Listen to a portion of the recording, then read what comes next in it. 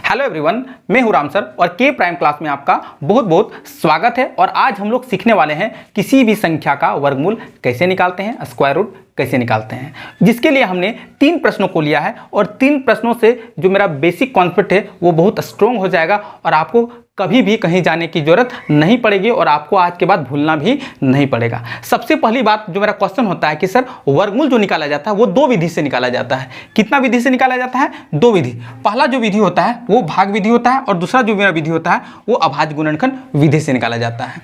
ठीक है। दूसरा क्वेश्चन जो मेरा होता है कि सर वर्गमूल होता क्या है कि नहीं?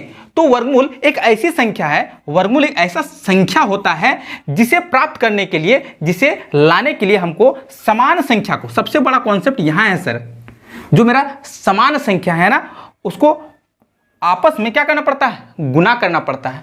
पर एग्जांपल, चलिए हम लोग एक एग्जांपल ले लेते हैं कि मान लिया जाए सर √16 का जो मेरा आंसर होगा वो क्या होगा, इसका वर्गमूल क्या होगा। ठीक है ना। तो हमने क्या बोला कि आपको एक ऐसा संख्या ढूंढना है जिसको समान संख्या को गुना करने पर मेरा 16 आ जाना चाहिए।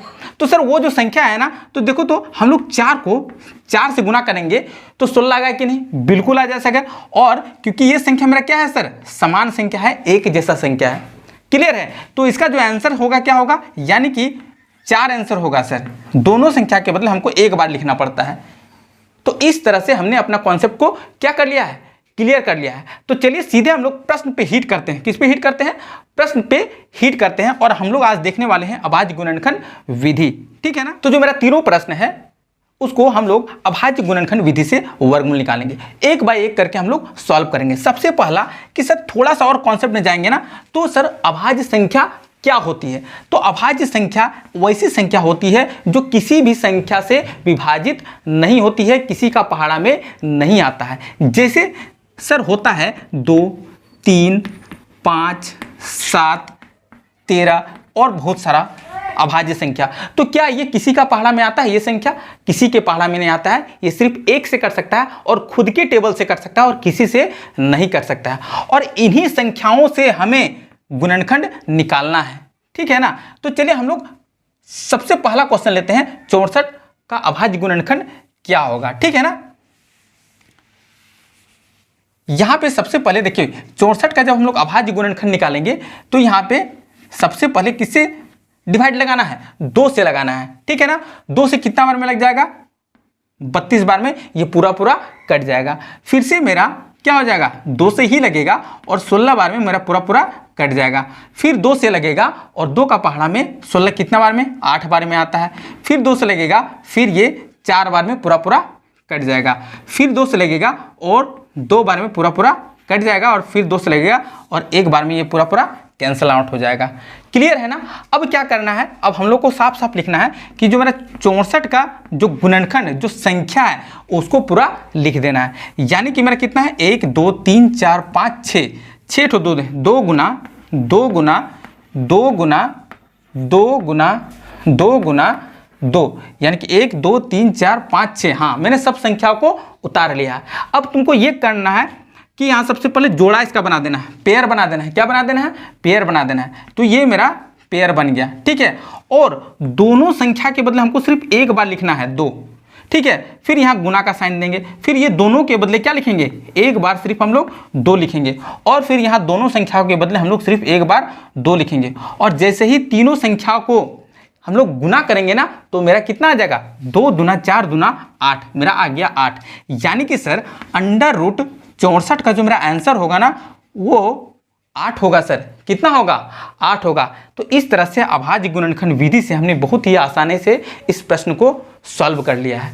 ठीक है ना। तो चलिए हम लोग दूसरे प्रश्न पे चलते हैं। अभी तक आप वीडियो में नए हैं और आपको वीडियो पसंद आ रहा है तो प्लीज़ लाइक करें, शेयर और सब्सक्राइब कर लें। यदि भाग विधि द्वारा वर्गमूल आपको सीखना है तो वीडियो का जो लिंक है डिस्क्रिप्शन में दिया गया है, वहाँ पे जाके आप देख सकते हैं। ठीक है। चलिए 400 का हम लोग वर्गमूल निकालते हैं अभाज्य गुणनखंड विधि से चलते हैं। ठीक है। दूसरा जो मेरा प्रश्न है वो मेरा 400 है और इसको भी अभाज्य गुणनखंड विधि से मेरा आंसर निकालना है कि 400 का जो मेरा वर्गमूल होगा वो क्या होगा। ये जो साइन है मेरा अंडर रूट, ये वर्गमूल का साइन होता है, ठीक है ना। सबसे पहली बात सर 400 का हम लोग अभाज्य गुणनखंड निकाल देंगे, यानी कि सबसे पहला हम लोग किससे विभाजित करेंगे, 2 से। ये 2 से पूरा पूरा कट जाएगा, कितना बार में सर, 200 बार में ये पूरा पूरा कट जाएगा। फिर 2 से हम लोग करेंगे, ये 100 बार में पूरा पूरा कट जाएगा। फिर है ना 2 से लगाएंगे, फिर ये मेरा 50 बार में पूरा पूरा कट जाएगा। फिर मेरा 2 से कट जाएगा, हाँ या नहीं, बिल्कुल हाँ है सर, ये 25 बार में पूरा पूरा क्या हो जाएगा, कट जाएगा। फिर अब ये 2 से नहीं कटेगा, ये डायरेक्टली किससे कटेगा, 5 का टेबल में आएगा। किसके टेबल में आएगा, 5 का टेबल, यानी कि मेरा 5 बार में ये पूरा पूरा कट जाएगा। फिर ये 5 का टेबल में कट जाएगा, 5 बार में कट जाएगा। अब यहाँ पे देखो तो जरा, ये सारा संख्या अभाज्य संख्या है। 2 एक अभाज्य संख्या है कि नहीं, 5 एक अभाज्य संख्या है कि नहीं, बिल्कुल ये अभाज्य संख्या का गुणनखंड होता है, ठीक है ना। अब यहाँ पे लिखेंगे 400, ठीक है। 400 इज इक्वल टू मेरा क्या हो जाएगा, 1 2 3 4, 4 ठो मेरा 2 है, इसको गुना का फॉर्म में लिख देंगे, 2 गुना 2 गुना 2 गुना 2, इस तरह से करके आपको लिख देना है। फिर मेरा 5 2 ठो है और 5 गुना 5, ठीक है ना। एक को नहीं लिखा जाता है, एक को क्या किया जाता है, छोड़ दिया जाता है। किसी को संख्या को 1 से गुना करने पर फिर वही संख्या आता है। अब इसको सर आपको जोड़ा बना देना है, इस तरह से आपको क्या कर देना है, जोड़ा बना देना है, ठीक है। और दोनों संख्या के बदले हमको एक बार लिख देना है, यानी कि 2, ये दोनों संख्या के बदले 1 ठो 2 और ये दोनों 5 के बदले 1 ठो 5। और जो मेरा आंसर निकल के आएगा, 2 दूना 4 पचे 20 निकल के आ गया। कितना आंसर निकल के आ गया, 20, यानी कि अंडर रूट 400 जो का आंसर मेरा होगा वो मेरा 20 निकल के आ जाएगा। इस तरह से बहुत ही आसानी से हमने इस क्वेश्चन को, इस प्रश्न को सॉल्व कर लिया है, ठीक है ना। तो क्या हम लोग उसका नेक्स्ट क्वेश्चन जाएं, क्वेश्चन नंबर 3 है कि नहीं। Question number 3 under root 196। अब इसका सबसे पहले हम लोग अभाज्य गुणनखंड निकालेंगे, यानी कि ये मेरा 2 से पूरा पूरा विभाजित हो जाएगा, ठीक है ना। ये मेरा 2 से पूरा पूरा क्या हो जाएगा, विभाजित हो जाएगा। 2 से कितना बार में लगेगा, 2 9 18, हाथ में 1 और 2 8 16, 98 बार में पूरा पूरा कट जाएगा। फिर 2 से कटेगा, 2 चौक 8, हाथ में 1 और 2 9 18, इस तरह से मेरा 49 बार में पूरा पूरा कट गया। फिर ये मेरा 7 से लगेगा, कितना से लगेगा, 7 से लगेगा। 7 का टेबल में 7 बार में और फिर 7 का टेबल में 1 टाइम्स में, ठीक है ना। अब हम लोग साफ लिखेंगे कि जो मेरा 196 इज इक्वल टू क्या हो जाएगा, यहाँ हो जाएगा 2 गुना 7 गुना 7, ठीक है। ये दोनों के बदले हमको क्या करना है, 1 लिखना है। सबसे पहले जोड़ा बना दिए और उसके बदले 1, 2 गुना 7, जो मेरा आंसर निकल के आएगा 14, यानी कि यहाँ मेरा क्या निकल के आएगा, है ना, 196 का वर्गमूल मेरा 14 निकल के आ गया है। तो आई होप इस तरह से हमने जो अपना कॉन्सेप्ट है, जो आपका कॉन्सेप्ट है, पूरी तरह से क्लियर कर दिया है। फिर मिलते हैं नेक्स्ट वीडियो में, तब तक के लिए बाय बाय। और चैनल को अभी तक सब्सक्राइब नहीं किया ना, तो चैनल को सब्सक्राइब करो, लाइक्स कर दो, शेयर करो।